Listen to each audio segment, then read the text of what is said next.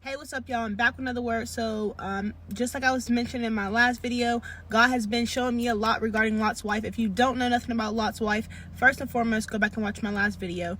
But I'm gonna give you a brief overview. So basically I lost my train of thought, y'all. Basically, when an angel came to Lot's family and told them to leave, so Lot went to leave, and they were told not to look back, right? His wife, Lot's wife, was told not to look back, but she looked back anyway, and she turned into a pillar of salt for looking back, right?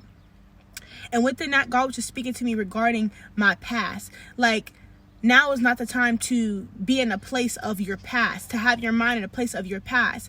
And not only that, but how many times do we even find ourselves in a situation where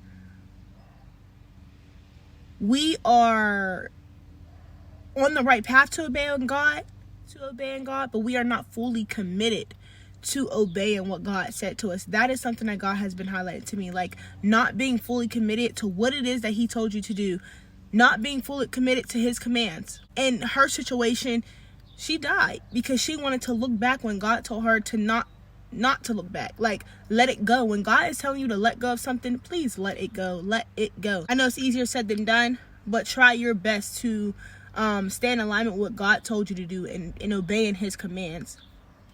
And also, He was giving me a different scripture in Matthew chapter 6 verses 21, and it reads, "For where your treasures is, there your heart will be also."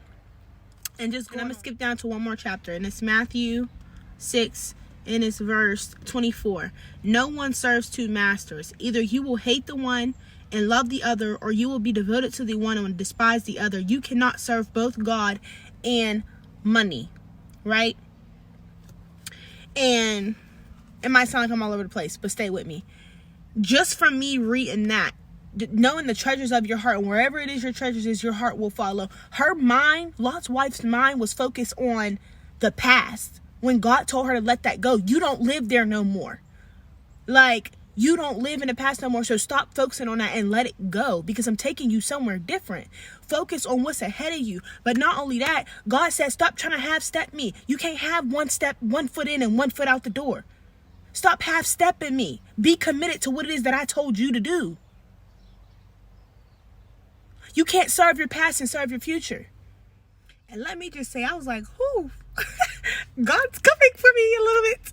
But not just me, all of us. Like, come on. Like, think of a time where God has told you to do something, or you had your minds and every intention to go forward with this certain plan, but you found yourself looking back or stepping back into what you was doing, like a relationship. Like, you got over this dude, you moved on, you dating new people, this old dude come back up out of nowhere, boom, you back talking to him, y'all back in connection. And you like, how did I get here?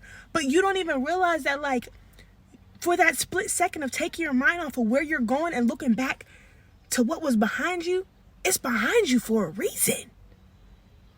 Obviously, it can't come with you, and if it can come with you, God has a way of pulling them back. He can pull the people from the back to the front. But that's not the case. But anyways, y'all, I say all this to say, stay committed to obeying God. Stay committed to obeying God. Leave your past in your past and focus on your future. Stop half-stepping God. Stop having one foot in and one foot out. Stop trying to act like you on the right path and then you do a little U-turn, bust a UE real quick and think you can just run back. Like, no, like, God is calling you to be committed to Him. Same with the relationships. Like, you can't be half-stepping in relationships in this one, in that one, in this one, in this, without somebody getting jealous or mad. The same for our God. They say He is a jealous God. He loves you. He wants a relationship with you too, and He don't want you half-stepping Him. What?